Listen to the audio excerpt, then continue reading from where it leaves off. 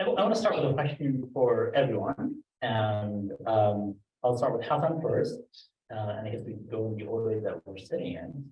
And that is, I'd like you to all tell us the origin story of New Line. So we're going to talk about journalism broadly in the region, but through the lens of what you've all been doing. If you could tell us briefly the origin story of New Lines, of how I think you were all on the founding team, right? All of you are basically the founding editors.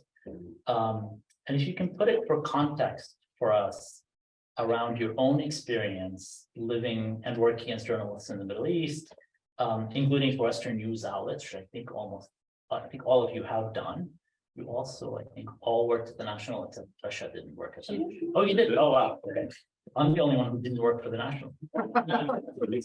She doesn't have everywhere. Yeah. Not just on this panel. Possibly, yes.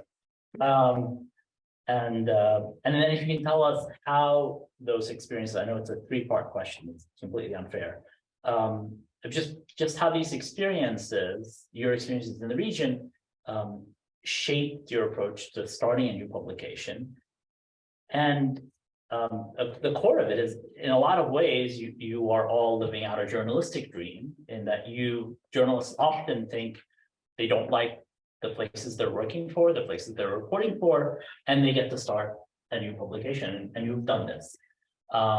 So whichever pieces of this you'd all like to take, we'll start with Hassan. And yeah, as a proof of how much we enjoy it, I think people like Kareem and Rasha haven't had a holiday since we started, and I don't expect them to ask for a holiday for the next 1-2 years.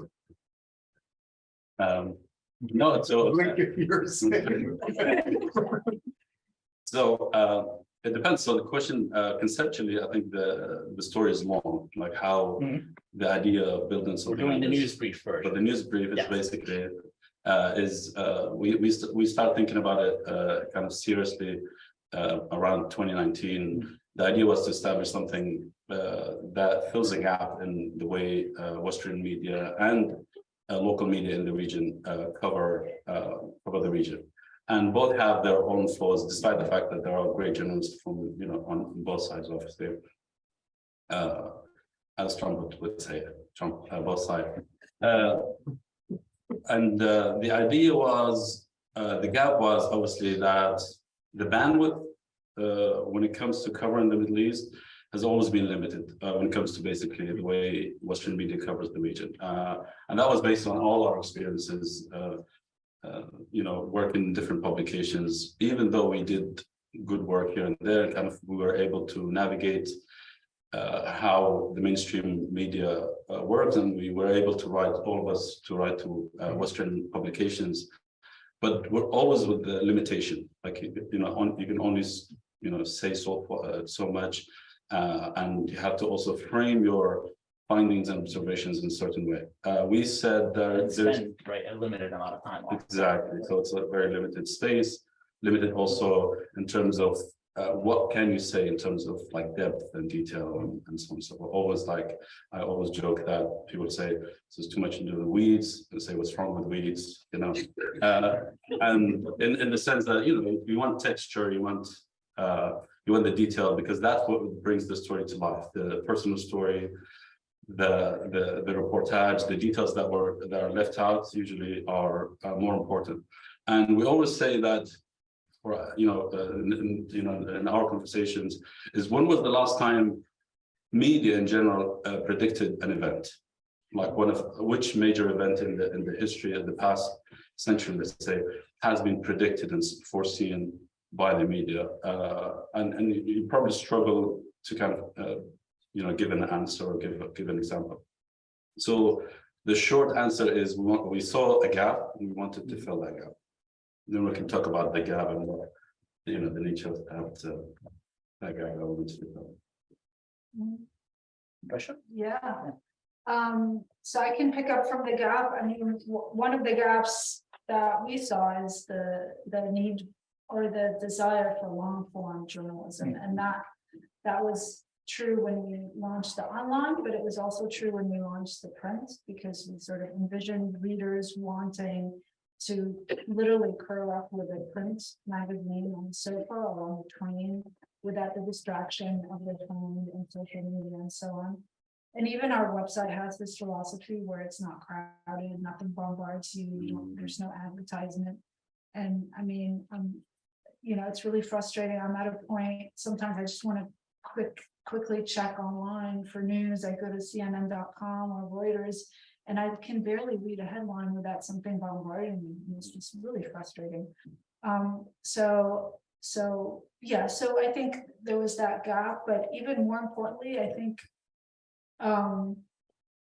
the gap that we really do aim to fill, and I think we've been doing a pretty good job, is that when you're, you know, like when we've been covering stories for the Middle East for international media, it's like very often, you know, in my experience anyway, I felt that I've come across a pre-framing of the story. So, and it's very strong because the pre-framing has been the case for years or decades. And then anytime you pitch a story that's slightly outside that frame, or it's shifted, you know, like the gaze is shifted or the frame is from a different angle, you know, it just kind of gets turned down. Nobody gets it. The editors don't want it.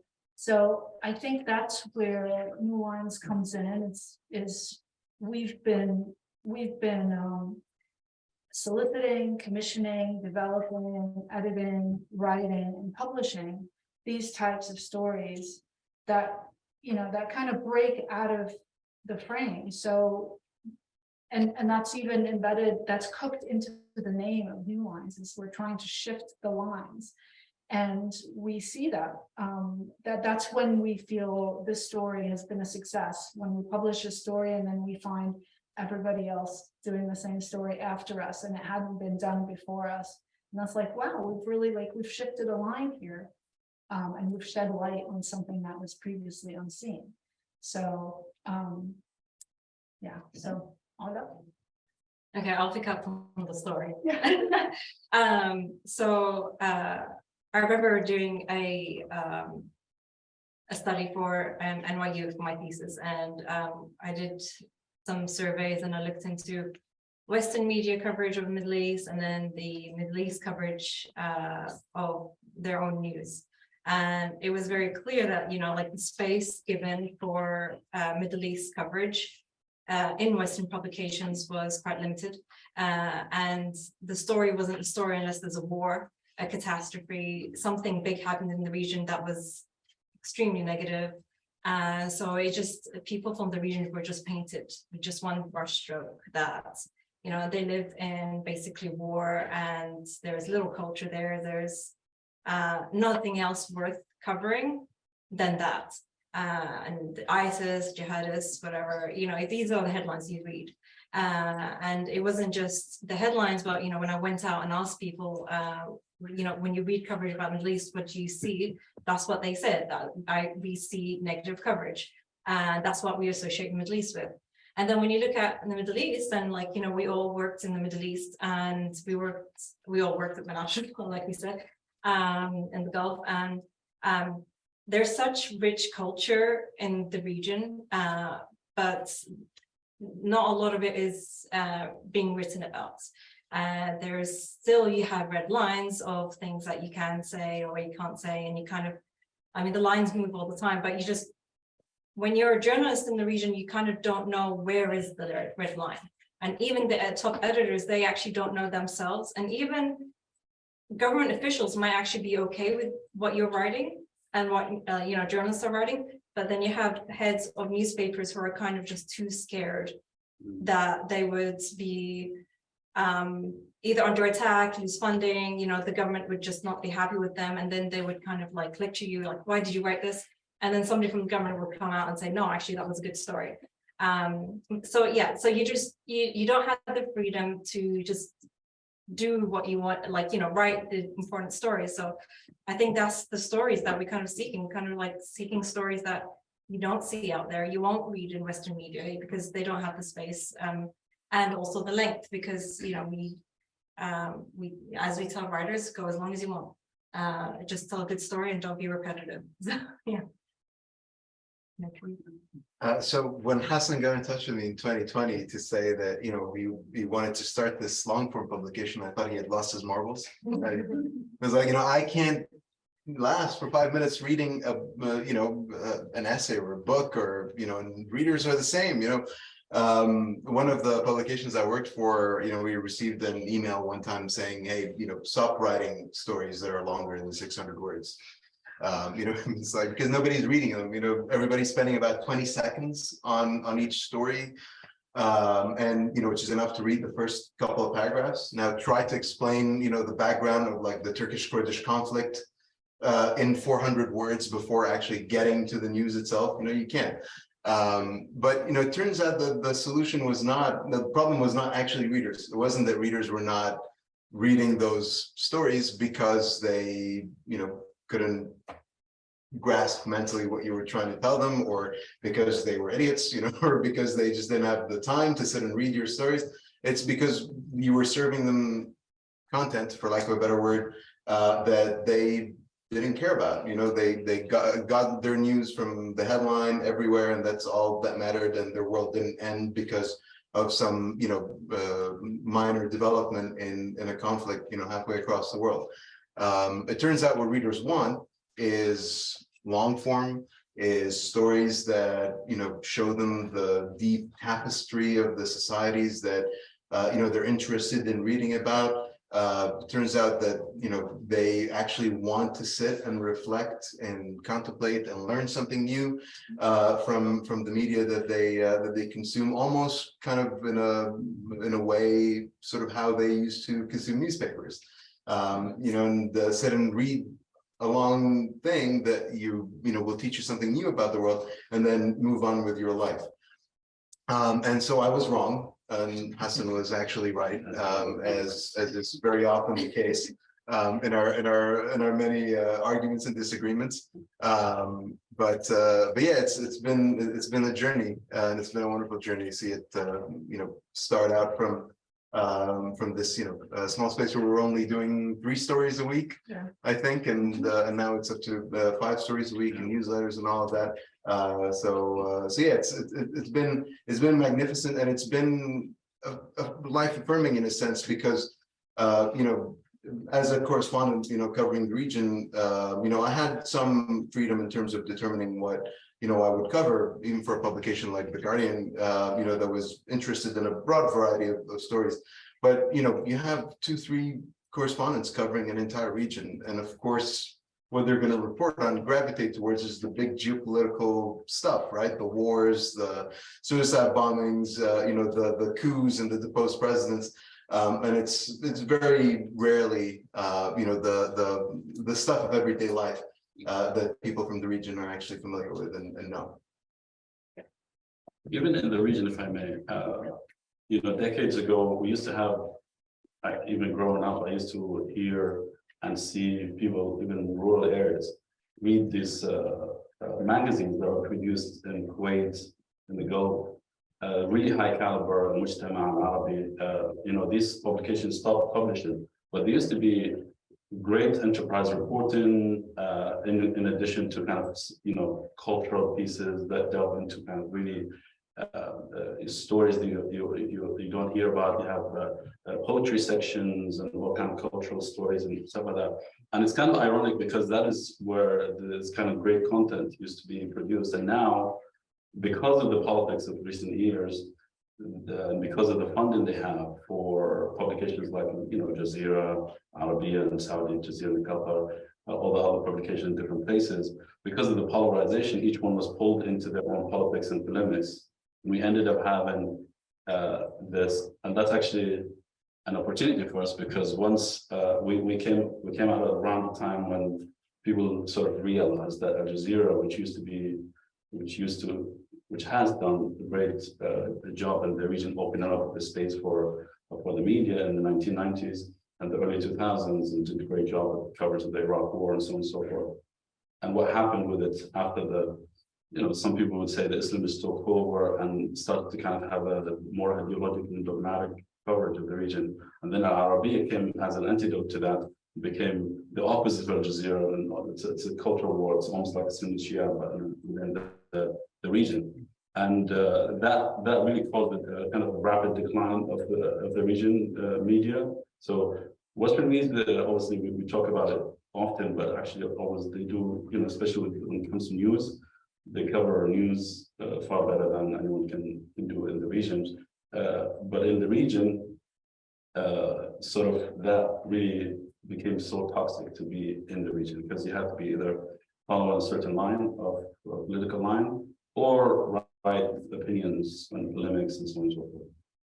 Yes, and I'm glad you mentioned that, because now I'm going to ask you a question I was planning to get into a little later, but you mentioned funding. You mentioned that Jazeera, Arabiya, sort of all essentially state-funded media in the Middle East.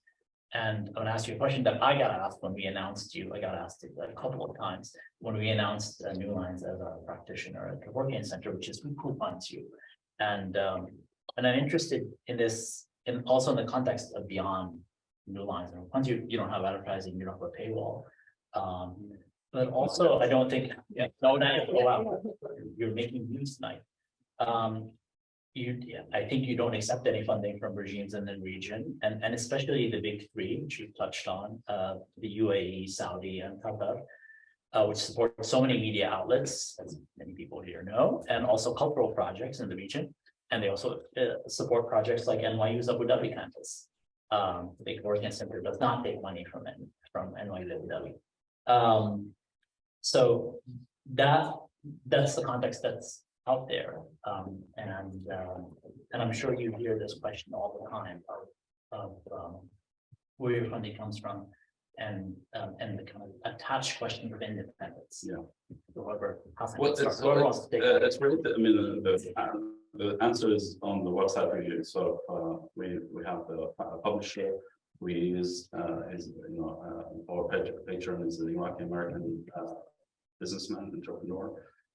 You can trace down not just the funding, but how the money is made down to the hatching of the egg and the chicken. It's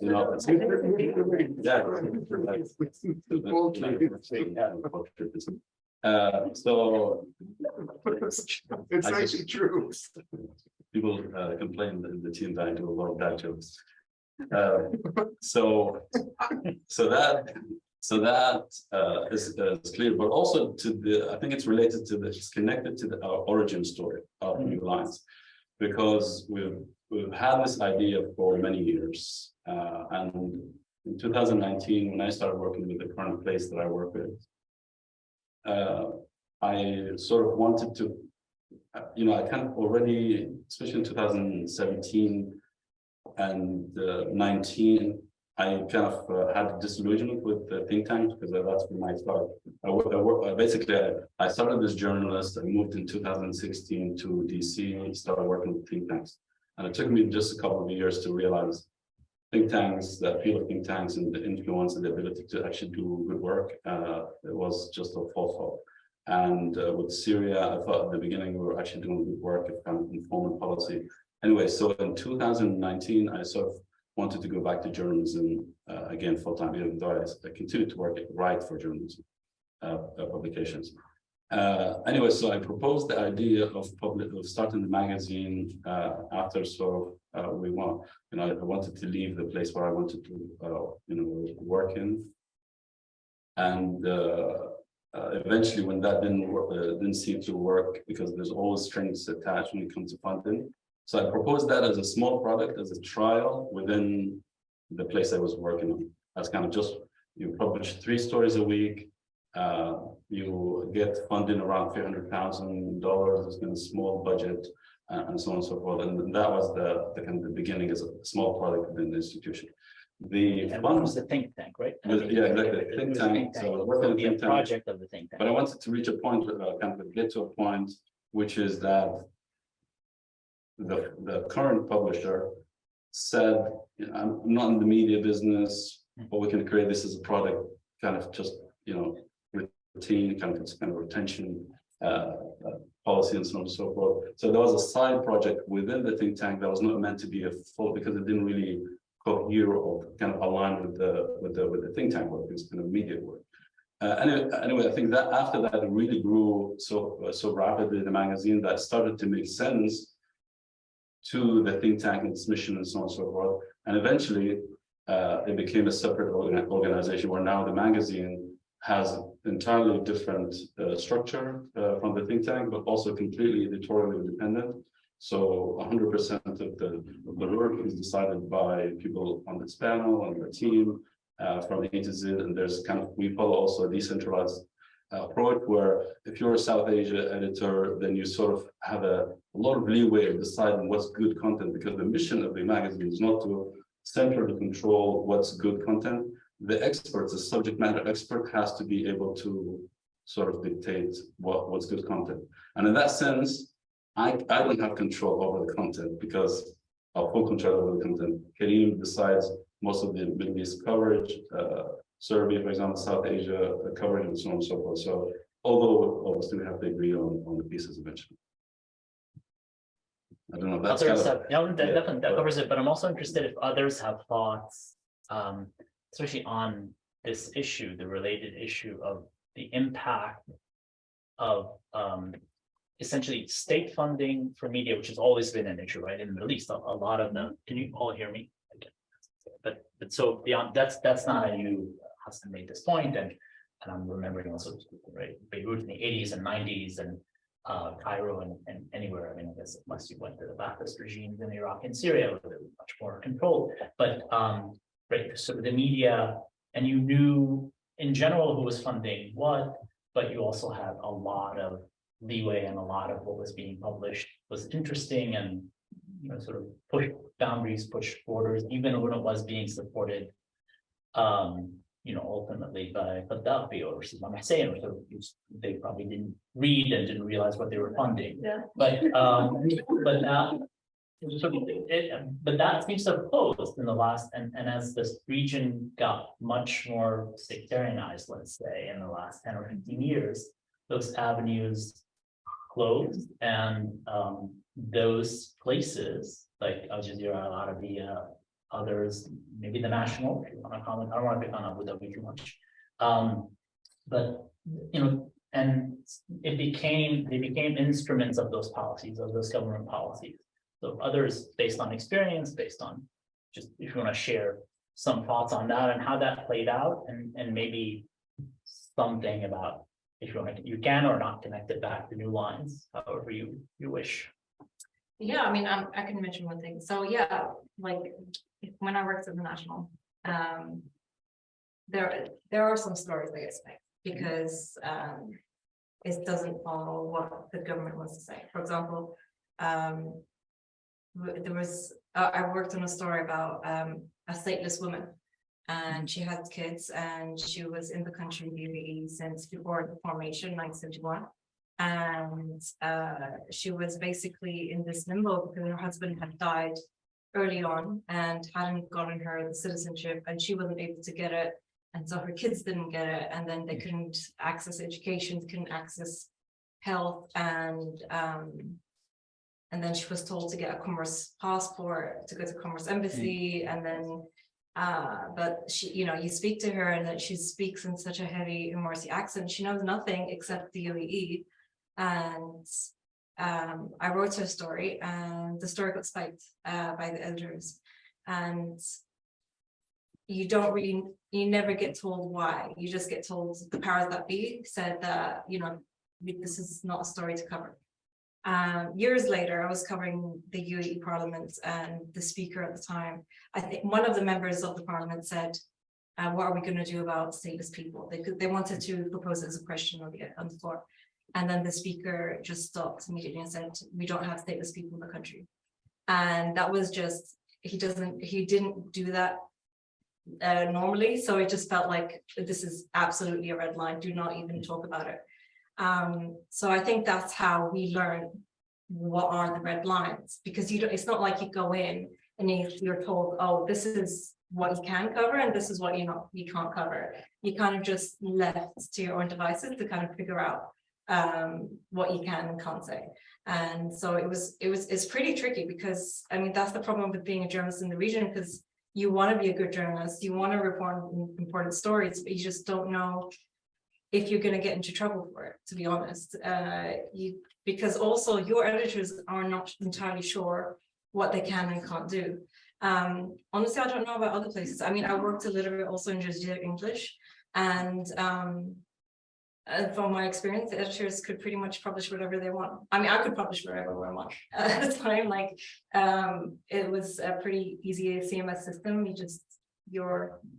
And there was a huge team. So I think it's, yeah, I don't know if anybody else has The laws in the US. Yeah, that was Yeah. in It was in local. DC. Also, the readership is in English. and Exactly, It's yeah. a very different story with Al Jazeera in Arabic, because there's a lot at stake when the viewers are local, Exactly. And then from the perspective of the funders. I do remember a lot of the time we would get frustrated, or like, the English department would get frustrated with what the Arabic section would write, because they were just so politically incorrect, so in every single way, and then they would bring them down, reputation wise. I mean, I remember Al Jazeera. I mean, I'm sure we all remember this, and Barnard remembers this. Sort of the years of Al Jazeera insisting on Iraq on calling them amaliyat istishhadi of any of what clearly there were suicide bombings meant to kill civilians, Iraqi civilians, and I don't even know if they ever changed the rhetoric around that. So the record is like Martyrdom operations to call them that consistently for years, when it became clear when it had turned into a civil war, when it turned into and that was clearly a line that was reflecting government line, but also just a general regional way and split. Kareem, did you want- So I didn't clear this answer with the embassy.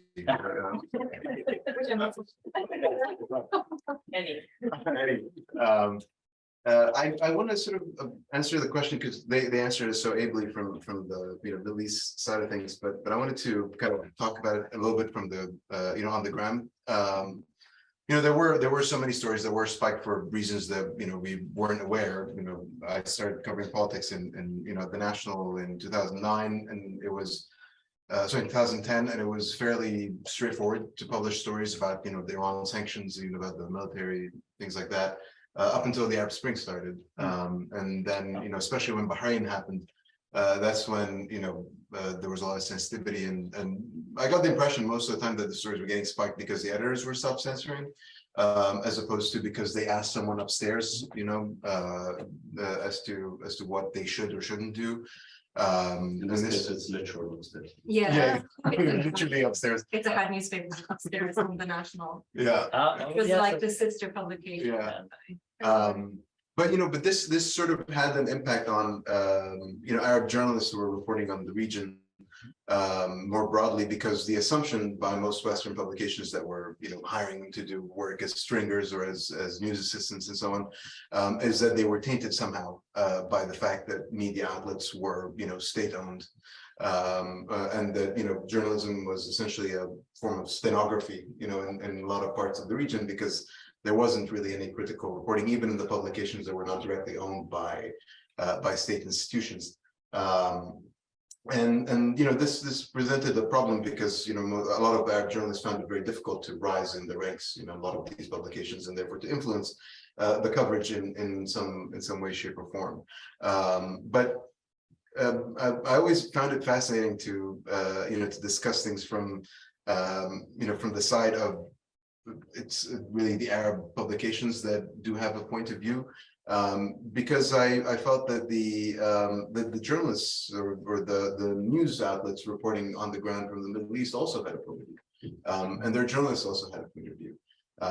It's ironic now that there's the whole ruckus on social media over Elon Musk labeling a lot of government-owned publications as government-owned, which they are. So I mean, unless you have a different maybe a different tick mark for autocratic government-owned publications versus democratic government-owned publications, but it doesn't come across from the funding perspective. It often comes across from things like the journalists in let's say Istanbul, for example, choosing primarily to live in places that are Western oriented, where people are liberal, where people are kind of similar to them or like them, as opposed to having a social milieu that includes people that they disagree with or that are very different, to who they are, in their home countries, right?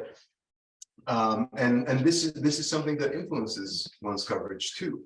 You go to this is why you see so many stories in the run-up to Turkish elections saying, "Oh, this might be the one time like Erdogan loses," and then he doesn't, right? And it's because there's a difference in perspective that's influenced by the type of people you as a journalist choose to hang out with or choose to spend time with, and that influences your perspective as to what is happening, as to what the news is, as to whether something is right or wrong, and that influences your perspective as well, beyond the sort of the money that goes to that goes directly from the state into the coffers of that particular newspaper. And it's really important to think of that as well when you're a news consumer. It's not just that, okay, the state is paying for, Al Jazeera or for Al Arabiya or for whatever. And that, means that you cannot read Qatar news from, Al Jazeera because it's not going to be reliable. But it's also worth keeping in mind, those aspects when you're consuming Western media outlets as well. And the way we try to sort of deal with this is we don't just commission foreign correspondents or foreign correspondent types or local reporter types or just academics. Like we actually try to commission lots of different perspectives in that sense. As long as you are somebody with an expertise in a particular part of the world, in a particular country, we're going to ask you to write it, to write a piece for us, or, we'll commission you if you have a good story idea, independently of where you're from, or, whether you're a foreign correspondent or you're somebody who's been reporting, from that particular country as a local, or you're an academic expert who spent a lot of time studying this place. We try and cast a wide net in that sense, so we can overcome the biases that exist, whether it's from state-owned media or from individual mindsets and perspectives. Thank you. Yeah, and if I may add, actually, this is also a question on everybody's mind, everybody being, the journalists and everybody in journalism, with regards to funding and business models for journalism and media outlets here. Since journalism has been in something of a I'll raise my voice, since journalism has been in something of a crisis. So what's a good model for journalism? What's a good model to fund media outlets that really do serve the public good? It's for profit, and we know all the problems with that. They always somehow go bust because they're not making enough profit. I think it seems that nonprofit is, a viable, somewhat sustainable way of, of doing journalism. And I mean, if you think about it, with all the impact that we're doing at New Lines, we're only 2.5 years old. We're a small team. We're barely just getting started, and this is all because stars aligned. And actually, Hassan gets a lot of the credit, and all I hear those two. But the stars aligned for the Romans, yeah. It's truly the teamwork, because each one has their yeah, but before the team, even the stars aligned for the funding to be there, and it just happens to be one philanthropist with the right state of mind. And it's unfortunate that this is how good journalism can happen. I mean, there needs to be more of that. It shouldn't be just that. And hopefully, I don't know, hopefully journalism, it evolves and finds more ways to kind of, keep serving the public good. But especially that people, philanthropists and others, do have money and they spend it on rockets, yeah, spend it on rockets. In DC and elsewhere, it's like millions and millions and millions of dollars for like silly stuff like meetings and so on. Yeah. And I've seen it. I've seen people with a better than 30 million doing nothing. Yeah, Well, and So the money is there. It's just really people kind of understanding what media can do. The problem is there have been over the past, say, 5, 6, 7 years, lots of projects, startups from the Middle East and elsewhere. But the Middle East because we're talking about the Middle East. That tried to do something like media startups and they spend lots and lots of money. They have huge budgets, but they don't, you know, they never resonated because so many different reasons. So there are people there, there are money there. There's money. Yeah, I'm gonna speed through, I just got my signal, I'm gonna speed through the rest of my questions, because I wanna leave a lot of time for questions from the audience. I think they'll have a lot. Rasha, I'm gonna ask you this question, probably because I think it represents something about what you're all trying to do with New Line. And this is, you know, you used to be a war correspondent. You covered lots of things in the region, but you covered the early years of the Syrian uprising. You lived undercover in Damascus, and you worked for NPR and Reuters then, and possibly other places. And then, so for New Lines, you're part of the editorial team, but also you've written a lot of first-person pieces and memoir pieces about that time. And then you've written, I think we heard in the workshop that some of the most popular pieces you've written have been pieces about sci-fi as a literary genre in the Arab world, which is not something you read about a lot in English language. You don't even read about it that much in Arabic, actually. And so, I mean, you have to find very specific things to find it. And I guess if you can share with us some thoughts on how does this fit together? How does that, your own background, your own experience in the region, and in pursuing these interests and writing about these interests, I guess in trying to cultivate an audience for these interests, how does it, you know, your own role as a journalist, writer about the region, but also being part of this publication? yeah, I mean, first of all, just correcting the record, yeah, the sci-fi science fiction in the Arab world story was a big hit. But my favorite was the story that I wrote about my cats. Oh, But that's a whole. That's just gonna break all of you. We're not going to talk about science. That's We yeah. almost read the rest of it. Yeah. So, and just to basically to what you said, I often say everything I ever learned or needed to learn or needed to know, I learned from journalism and from being a journalist. And honestly, because just having curiosity, following the lead, following the sort of curious thread. Oh, what's going on there? Let me go check it out. And also doing something that I think everybody in DC does not do, except journalists. And that's like literally just sitting there and thinking, as opposed to getting out of your head and, you know, rolling up your sleeves and diving into a story, like diving into someone else's thoughts, or whatever is going on here and there. So, you know, and I think that, I mean, that's one thing you're always going to miss as an editor, and I do miss it sometimes, or often even, is just being in the field and writing and reporting, because that's really the fun stuff of journalism. But, you know, but sort of to answer your, sort of to follow your train of thought, you know, nothing is off the table, and it shouldn't be. I mean, I covered war, but I don't want to always be writing or editing war. And the one thing that we all cover as journalists, everybody, no matter what our beat is humanity in from every direction, whether it's science and technology or business or war or, you know, or whatever, culture and arts.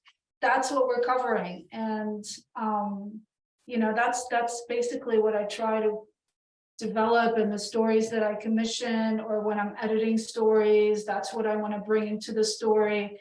The gravitas of the humanity in it, and why it matters to a human, even if it's about cats, for cats, but it still matters to humans. So. For cats? Yeah. For cats?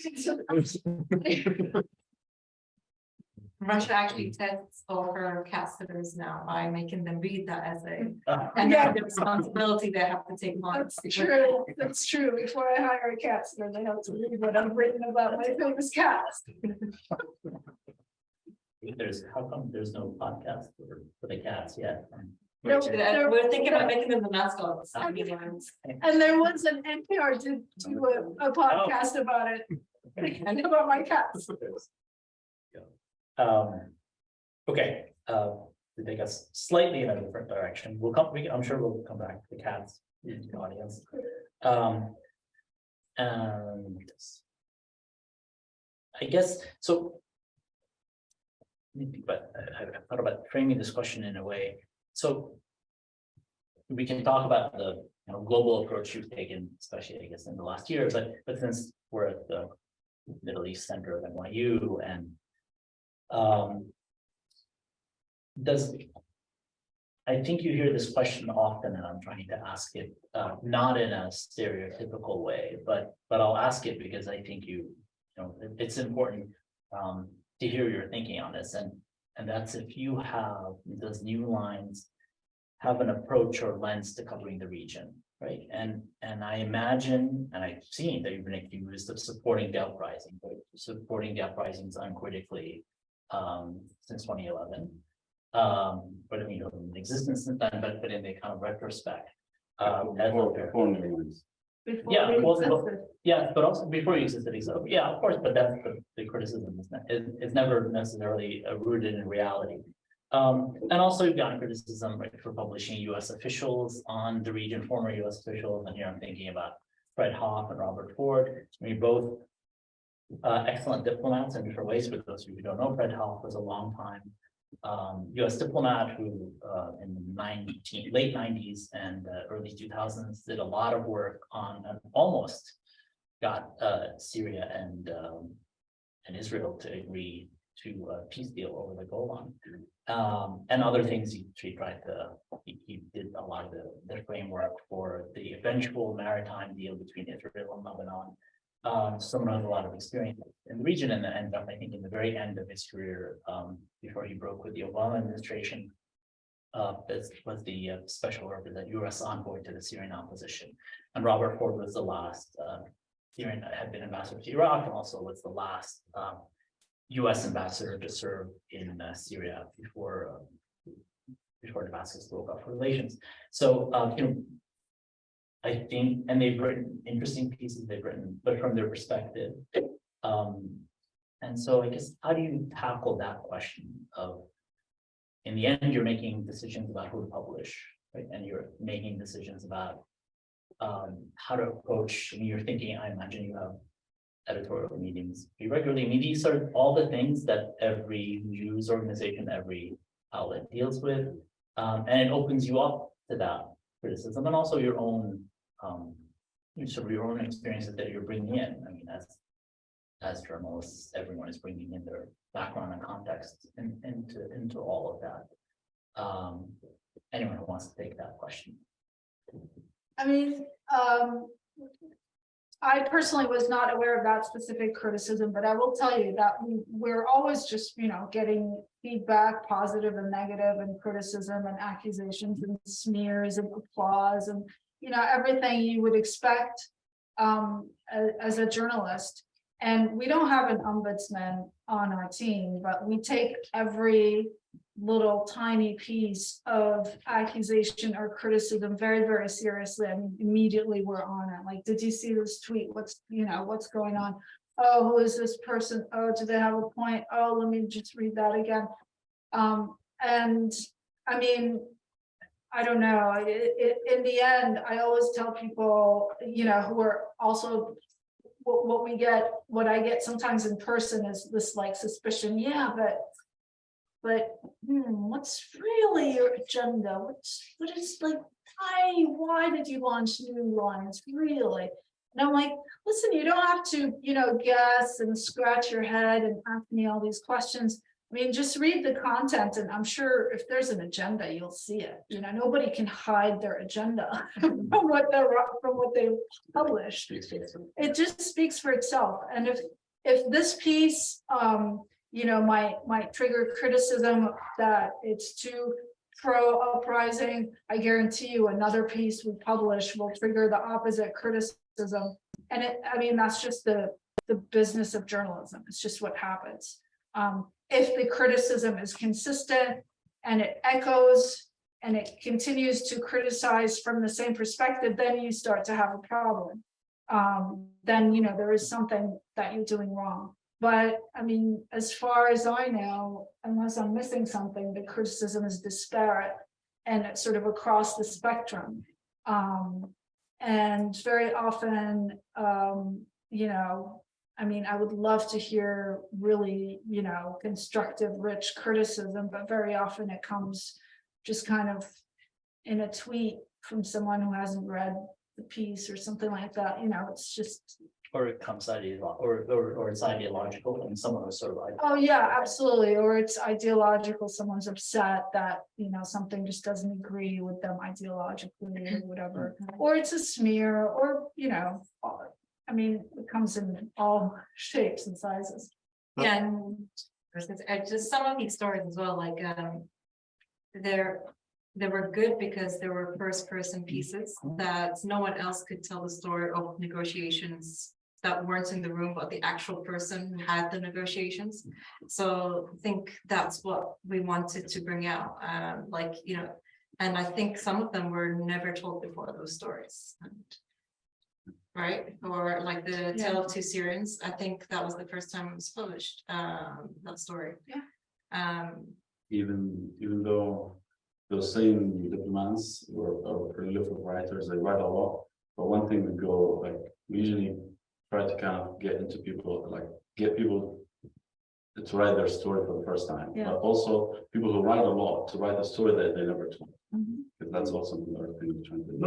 And also, we sort of err on the side of having more perspectives, right? And I think that that's the right way to go about things. The problem with, the example of the Iraq War is that in the run-up, it was this, drumbeat that, even the liberal publications that, ostensibly became anti-war after the war started, they carried on, portraying the words of US officials as gospel, right? Now, we will publish an anonymous US official saying, this is how the negotiations between Syria and Israel went. But we'll have the first person piece, the person who was there during a historic moment in regional history, that didn't pan out, actually tell us what happened. And the reality is that this would be, this would be a problem if. We were primarily publishing U.S. officials about the region, not naming names, but most Western publications that report on the region are quoting U.S. officials, right? But we give them a place to be able to, tell the story if they were part of a historic event like that. But they're not the only perspective, and we are on the side of having, people who have expertise and who have something insightful and interesting and new to tell. One good example, is the example of the Hamlin University controversy, which, by the way, we broke in December, and then it became. So I didn't hear it. Can you say it? We covered the story first, and the Times did, and then it became, a national story in the U.S. But we had one of those really long editorial conversations about how do we do this piece, and do we publish the painting in question, or do we not? And we end up doing it after we made disagreements over it and so on. But you'll notice the person who wrote the piece for us was not a cleric or just we had to get somebody from the Middle East to write it.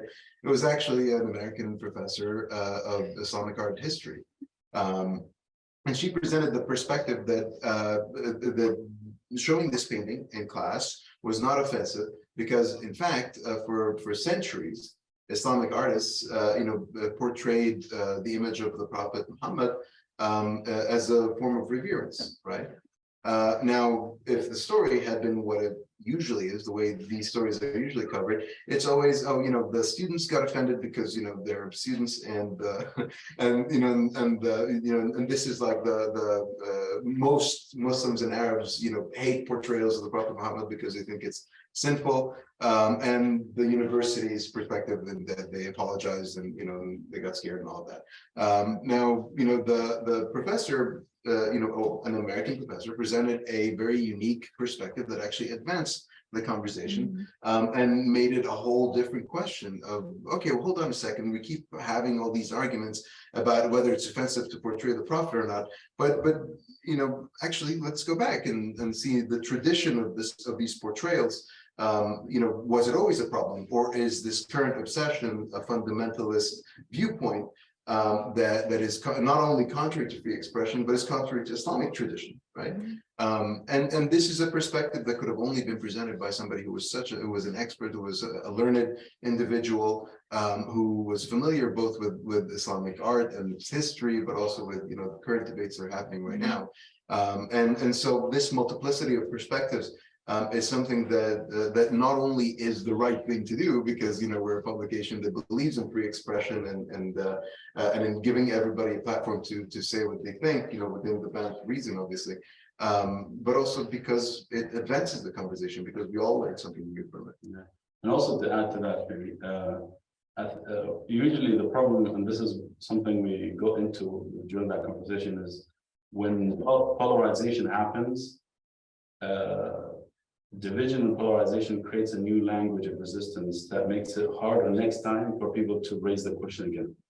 So when the paintings in Norway and in Europe happened, and those paintings were offensive to Muslims, they were portraying, they were insulting, right, for Muslims, and people got angry because it wasn't because they were paintings, but because they were insulting. It's the cartoon. The cartoons, Yeah, sorry, yeah.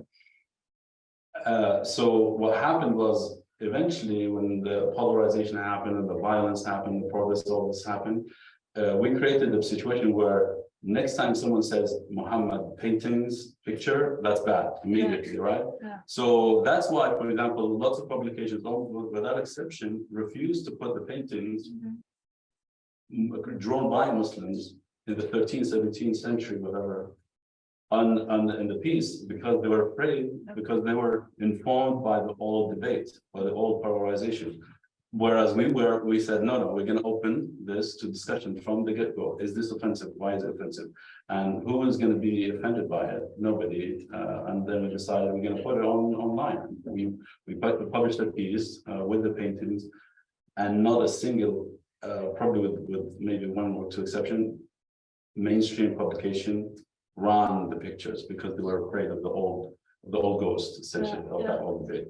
But also, not a single, we did not receive a single email or tweet or anything of anyone expressing offense that we had done that. Exactly. And I think it also goes to show that we were in a position, with all fairness, we were in a position where we have the sort of cultural gravitas to do this.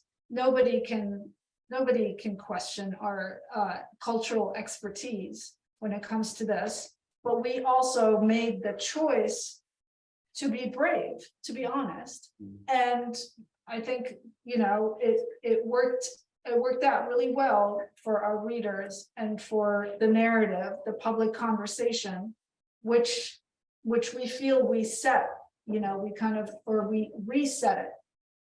If we hadn't published that piece along with the image, I think like the Times and the big media, had they gone on to do the story, I think they would have done the story in the good old way, basically, oh, the student association says this, the teacher says that, truth is somewhere in between. We don't hurt the students. End of story. Yes, exactly. Whereas we did a complete reset to the public conversation. And then, everything that happens after that is, Shifting the line. yeah, I mean, we really did shift the line.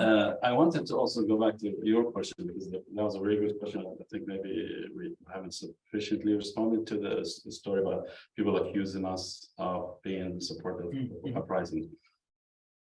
As Rasha said, I haven't heard that criticism, so nobody actually told us, you guys, but I sensed that before we started that because we're a sembling team, we have like people from the region, and some of us have had strong opinions about that. And that actually was embedded in the mission and the structures and the way we operate the magazine from the beginnings. How do we prevent? So this is a tricky one to say personally because I'm Syrian, but I grapple with the question of what my opinions, how my opinions, not that they matter, but how my opinions contributed to the problems and disaster and everything that happened in Syria.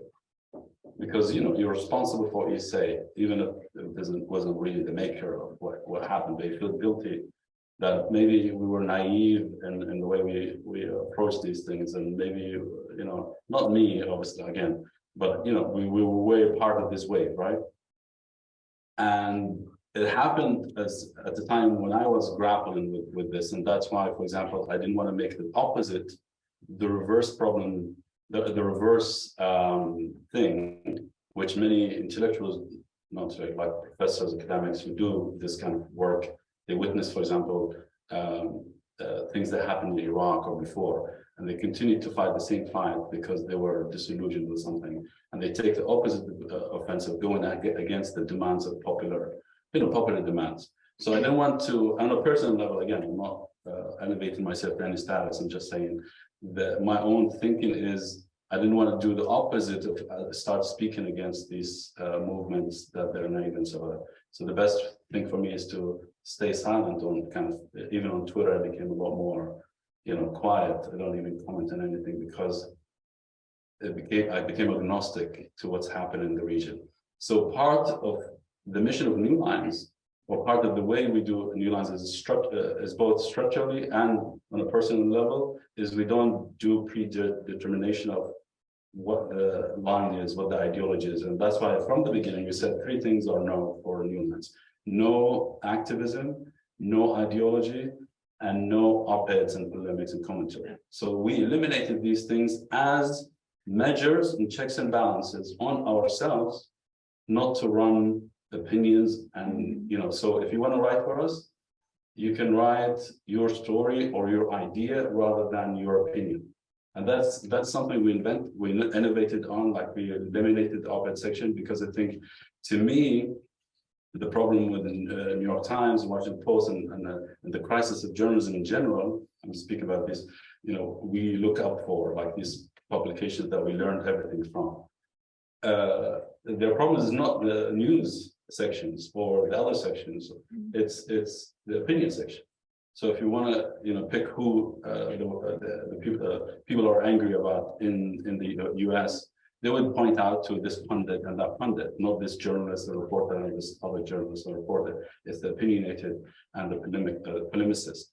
So to me, I claim that we have innovated on that level in a way that we prevent straightforward commentary from us, and that was a way to minimize, at least, or mitigate the problem you're talking about. Yeah. Okay. Yeah. I have a lot of other questions, but I'm going to open it up because we have about 25 minutes. If there's a lot, and I am, not one of the founding editors or any editor, but I would like to say that I'm one of the founding fans.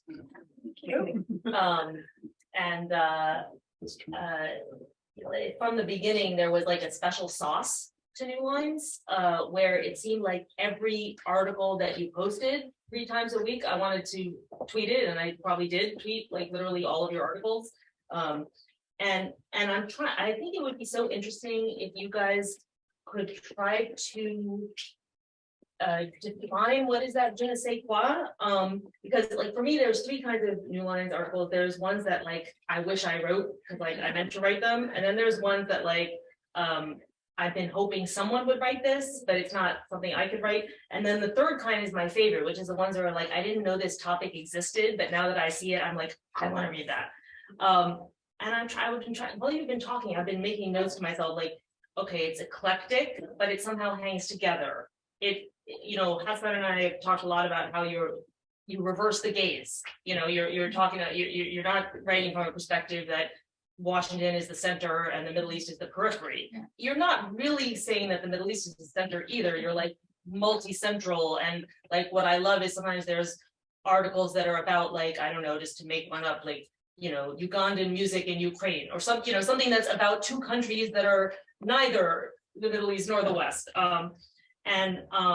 And then lately I've seen you use a slogan that says like a local newspaper for the world, Yeah. or something like this. Yeah. And maybe that's where it sort of hangs together, but still, because a lot of, I'm a person who spent my career alternating between doing local journalism and international journalism, and even local journalism in other countries sometimes. The Moscow Times was my first newspaper. And not everyone gets that right when they say, we're going to write this local thing, but in such a way, it's going to ring true to the local person, but it's also going to be something that someone else would want to read. That's much easier said than done. Maybe Kareem can start, because I first knew you as an absolutely indefatigable, wonderful reporter for the Beirut Daily Star, Allah Yarhamah. Never forget that. And maybe, like, is there something about mixing local and international, or like, I'd love to hear what you each think is that special sauce, and I'm guessing it's not something you decided on, it's something that evolved. Maybe you just all have great taste, I don't know. Before Kareem started answering, Anne is too modest to introduce herself. Anne Barnard is a longtime Middle East correspondent for the Boston Globe, and most recently at the New York Times, where she was the Syria and Lebanon bureau chief. Through a lot of We're big fans of you. Yeah, we are. Yes. Maybe we should come up with like a New Line's headline meme, the headline generator, Ugandan music in Ukraine. I think it's honestly a mix of all the things that you said. I'm not as literary as the other members of the team who I appreciate as really incredible thinkers and as people of actual great taste. I am not, but it's difficult. It's often difficult to kind of crystallize it in that way, because, like you said, it did evolve over time. Initially it was just a question of why hasn't anybody written about this before? And here's where I think some of the credit needs to go to the writers who approach us with a lot of story ideas. There's a lot of situations where we have conversations and we say, okay, we want to do this story. Why hasn't anyone ever written about this particular thing? Or we'll be kind of having a back and forth discussion or argument about something, and it coalesces into an idea. And this is something you don't really see a lot in newsrooms, because they're so top down in terms of how they commission stories, or how they ask writers to pursue them, because the question is always what is the big story that's happening around the world, right? And we can afford not to approach things from that perspective. We can afford to just say, oh, what is let's talk about this, let's interrogate this particular question that popped up randomly during one of our conversations about well, does Islam really prohibit having dogs in your house? And then we try to have like these conversations. Well, where does it go back to? And then it oftentimes leads to a bigger question of how orthodoxy, how religious orthodoxy kind of gets passed down. What is the question? Why are the beliefs that we have today about how we're supposed to behave as Muslims, or as Arabs, or as Westerners, or as Americans, or as whatever? Why are they the way they are, right? How did they come to be, the way they are right now? And I think this, these sort of like water cooler conversations are absolutely essential and integral to coming to interesting questions, right? And once you get to the interesting question, then you can start interrogating further and finding the right writer, having those conversations with them. Very oftentimes the writers, they kind of have this sense that and when we have good writers that we work with a lot, I'll often tell them, that story that you've been obsessing about, but there's zero chance anyone is going to publish it.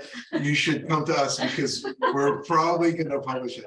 And I've come to realize that I living the dream. Exactly right. I've come to recognize that I recognize those stories because I'll start reading the first couple of paragraphs, and then I'll start randomly quoting really interesting things to the editor's chat that we have on Teams. I'm like, oh my god, like this story is. We have nothing to do. Yeah. But yeah, it is that the special sauce in a sense is okay. Well, we're not obsessed with kind of covering the news day to day, right? And so people who are obsessed with their part of the world, who live in that part of the world because they care about it, because they love it, because they find it absolutely fascinating, and because they're truly engaged with the tapestry that makes it tick, they come to us and they say, hey, I've got a really cool story. Yeah, and I think the secret sauce, it goes both ways. I mean, there are a lot of stories out there, and there are actually a lot of storytellers. But very often a lot of the media outlets, they don't accept freelance pitches, or if they do, it's very rare and it has to fit the sort of, an already pre-established frame.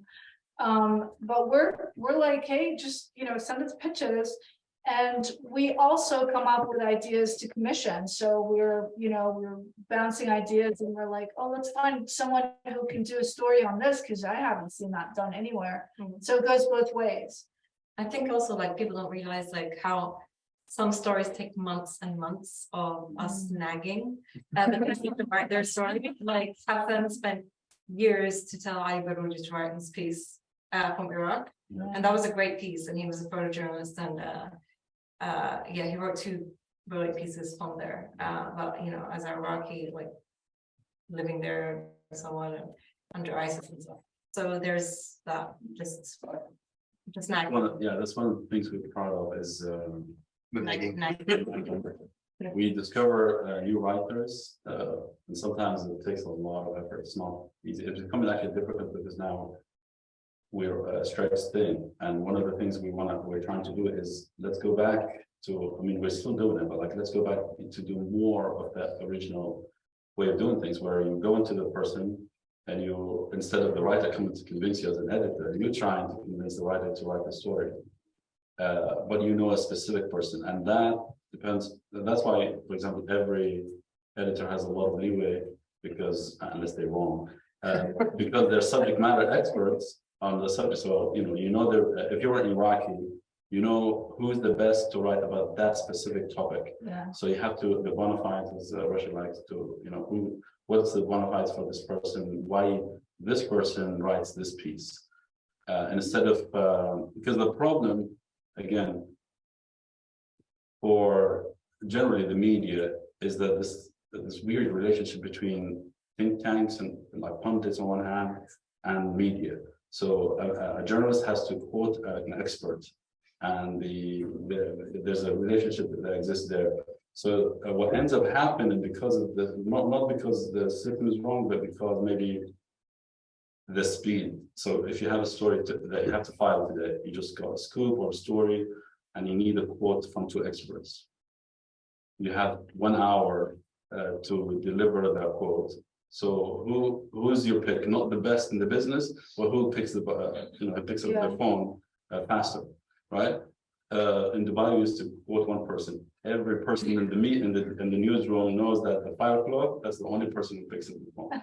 So we call him to give us a quote, right? And that ends up being an expert on anything from Al-Qaeda to ISIS, to coronavirus, to chemical weapons. It's the same person, right? Whereas we try to say, we don't need these quotes.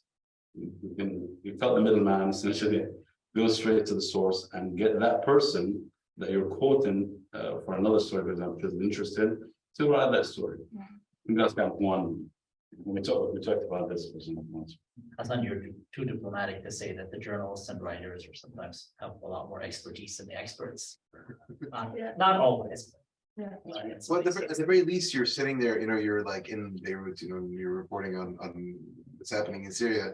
And then you go quote somebody who's in DC or New York. And as I mean, when I first started at The Guardian, this is basically the same behavior I took on until, Martin Chulak was the senior correspondent there. He asked me, he's like, why are you calling this person?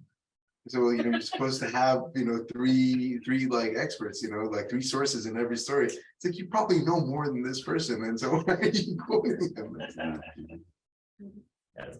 Okay, I want to see a show of hands. I want to try to get as many questions as I can get in. So I want to see who's interested in asking. Raise your hands a little higher so I can see. Okay, I'm gonna go there.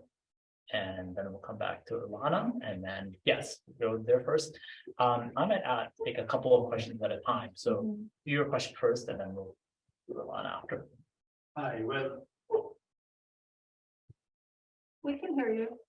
I think it's for the recording, because I'm not doing the work. It's okay. So speaking of secret sauce, I mean, when I go to new lines, it's often for the storytelling and the historical background on a specific topic. But I also feel there is pieces that would keep me thinking after reading. And I always relate this to critical theory courses in academic settings. And it seems New Lines is this like pairing between journalism and theory. So I was wondering if there was an intentional academic thread behind the formation of the journal. But we're gonna take Ilana. Hi, first of all, hi, I'm so happy to meet you all in person. Thank you for accepting my pitch, and I'm excited to publish with you.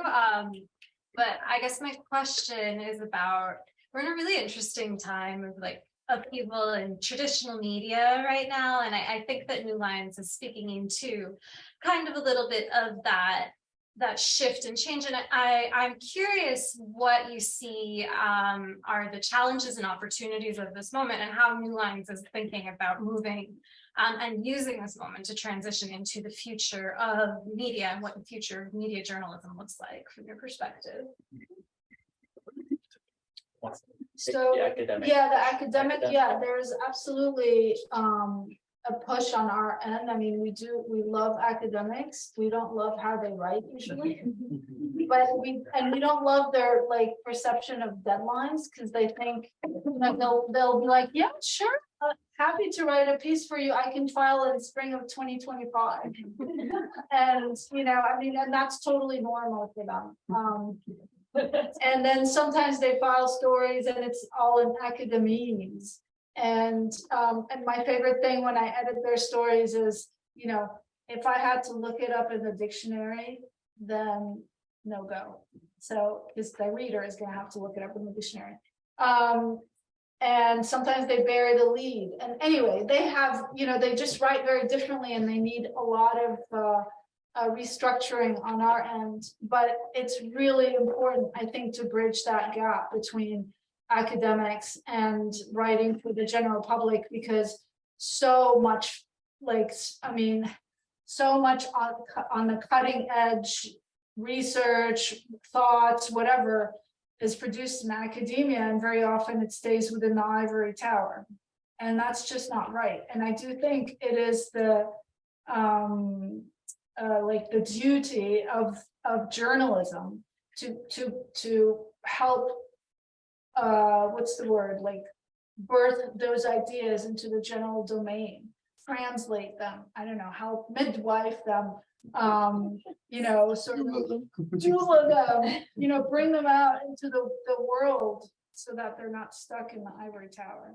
So yeah, I'm really happy to hear that you're picking up on that sort of academic, And it's embedded in our mission that we want our content to be rigorous. It's all about. Yeah. And fresh and cutting edge and new ideas. Bring that to the public. Yeah. It's how you shift lines in the public conversation. Okay, that second question, who wants to take a piece of that? The future of social media. So I think it's even broader media. It's like the easiest question. I mean, I can start, but it's really just kind of the question of how sick people are of social media, really, and how they're really tired of this cycle of outrage and argument, and I think people are coming to the realization that Twitter is not real life. Nobody talks like that in person. But it is, but it's a broader point, which is that people are smarter than we give them credit for.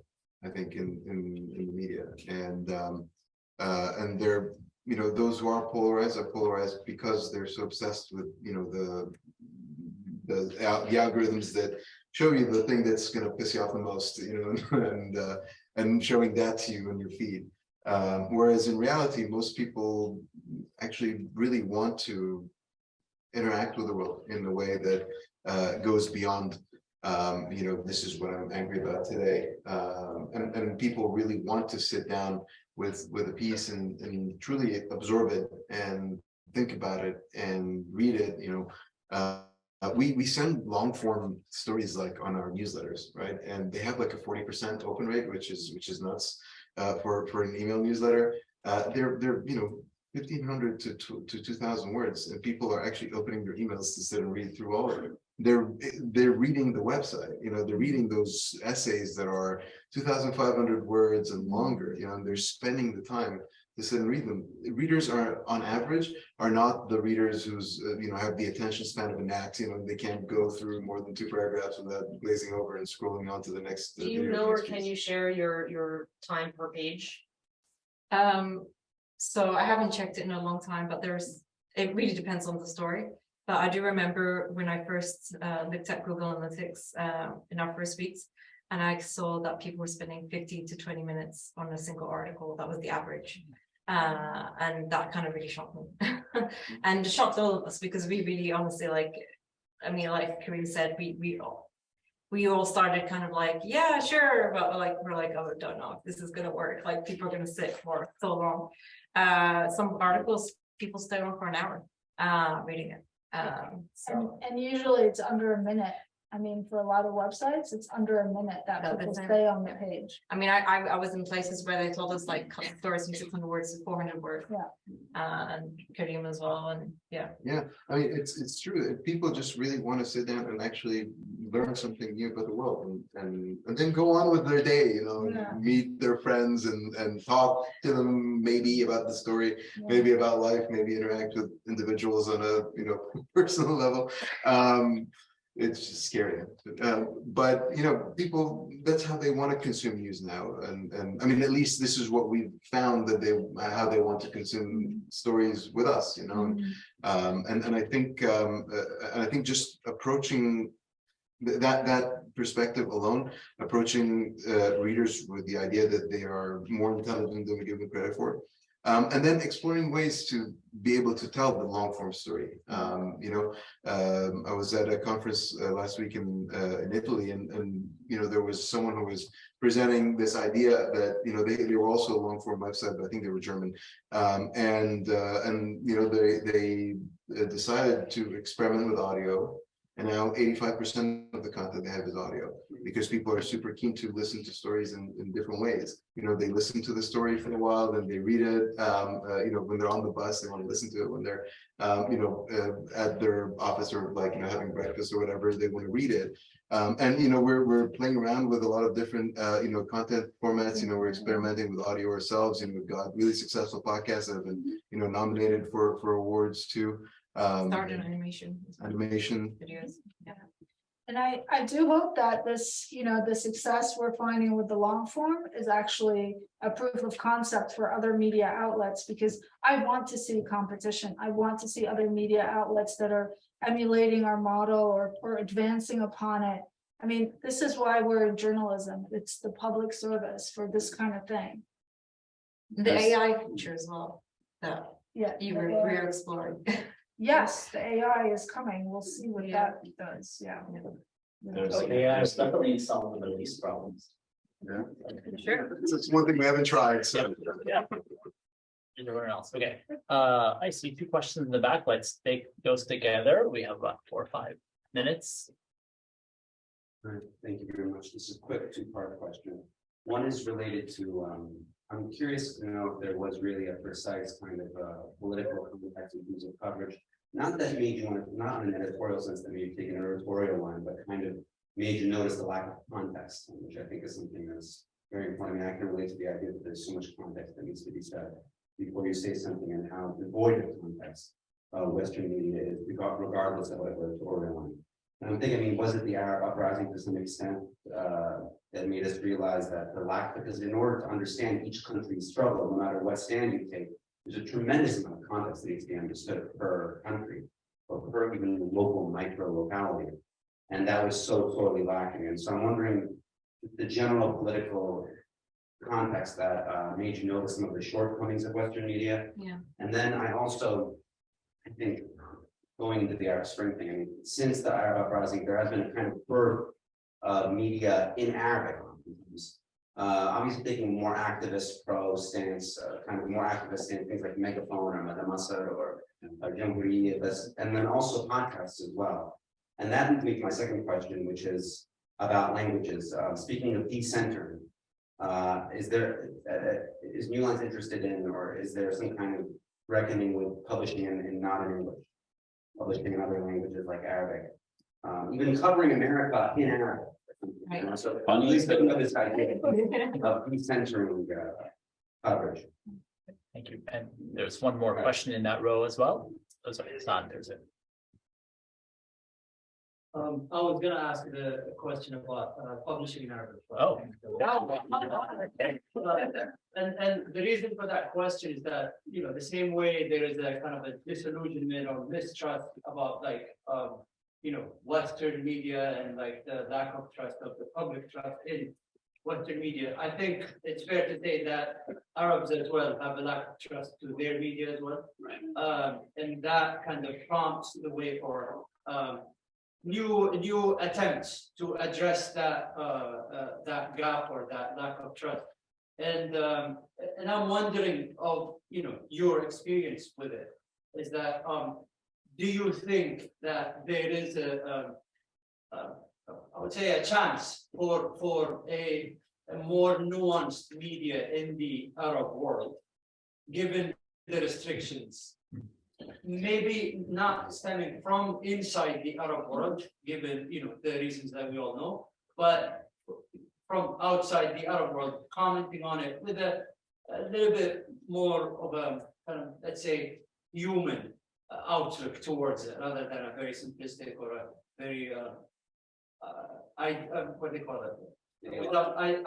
Ideological. Yeah. So thank you for, there are basically now 3 excellent questions where we just got past 7 o'clock, but we can do 5 minutes. I think we can take these, and I know they're all long form, but we can take these. And so for Arabic publishing. Arabic in one word, we don't intend to do an Arabic kind of New Lines, but there might be an idea adjacent to New Lines, because New Lines is not like an Arab publication, it's not a Middle Eastern publication, it's for different parts of the world, even though the focus is the Middle East, the focus is South Asia, the focus is Africa, so each region is the focus in that sense. So we don't want to kind of, if you start just Arabic, kind of plays with the brand. In terms of, but I have been in discussion talking about this idea of Arabic, and it's such a fascinating question, because when you start thinking about it, the whole industry is completely different. The Arabic media, if you go to the past, like again, the past three, 4 decades, all the organizations produced in Arabic are almost the same. They do news, and usually even the coverage of news is very specific, influenced by what everyone else is talking about. So that kind of enterprise reporting, in one word, doesn't exist in the region. People even talk about investigative work, but if you broke what they mean by investigative work, it really means feature, not really investigative. They don't understand, not the people, but like the way the media structure, they don't understand what the investigative work is, or what, blah, blah, you know, all this kind of things. So there's a huge gap there, and if someone can really take that and create something authentic, something real, organic in the region that addresses these problems at the same time. So it's not just cut and paste Western, like a Western style newspaper and bring it to the region like we tried to do with the National back in the day, or the New York Times in the Middle East, and all we did is copy the New York Times, or trying to, and just didn't, it wasn't really close to the New York Times or to a local magazine, newspaper. So I'm sure. Yeah, and when it comes to context, of course, I mean, I think that makes or breaks the story. And I'd like to add, it's not just, you know, oh, Western media lacked context when covering the Middle East.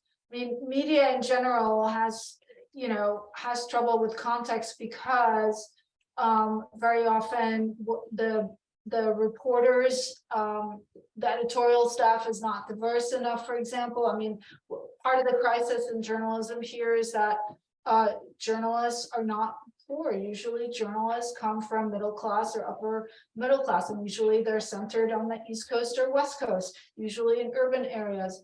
Okay, well, is it any surprise that everybody missed the Trump election and that Trump was going to, you know, win the election? And so what have we learned now is covering America by US-based media very often lacks context because there aren't enough reporters on the ground where it really matters. So yeah, context is everything, but it's very difficult to, you know, bring it in. Not only that, just like, you know, such small things can be made, like changed and altered and edited into mistakes. Like I remember writing a piece for FP and it was under my name and they put Dubai as a country. And you try to reach your editor after a story is published, they're just not responsive. So yeah, so just these mistakes happen all the time. And you don't even, it's not just even about just context, but just fact checking. Just to add to Hassan's point about Arabic media, one big issue is, you know, beyond the issue of state control and the fact that, you know, these journalists are, you know, under active threat of being, you know, arrested or murdered or you know, tortured. Is the funding model is extremely different. It's very different, and it's extremely difficult to really kind of you know, lead to any sort of sustainable independent Arabic media. I spent a lot of after leaving the Guardian, moving to Canada, where I immigrated. I spent the years before, you know, before I joined New Lines, working with a lot of indie Arab media outlets, and I was writing for one of the satirical publications, you know, a big part of the problem is nobody's going to pay for these outlets. At least they're not going to pay any subscription prices that are, you know, comparable to any of the Western media outlets and that are enough to sustain any sort of quality journalism.